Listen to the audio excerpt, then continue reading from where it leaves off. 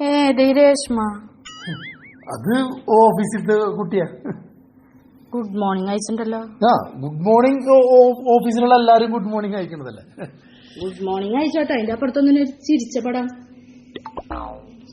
ചിരിച്ച പടം വെച്ചോണ്ട് എന്താ കുഴപ്പം? അല്ല, ഗുഡ് മോർണിംഗ് അയച്ചാ ഗുഡ് മോർണിംഗ്. അതിന്റെ അപ്പുറത്ത് പിന്നെ ചിരിച്ച പടത്തിന്റെ ആവശ്യമില്ലല്ലോ.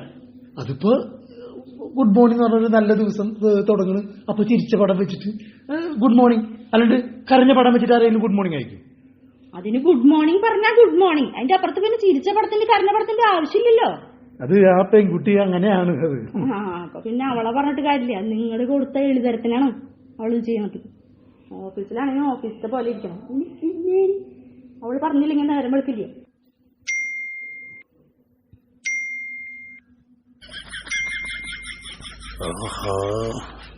ചിരിച്ച പടം വെച്ചതിന് തൊഴിലും തന്നിട്ടില്ല.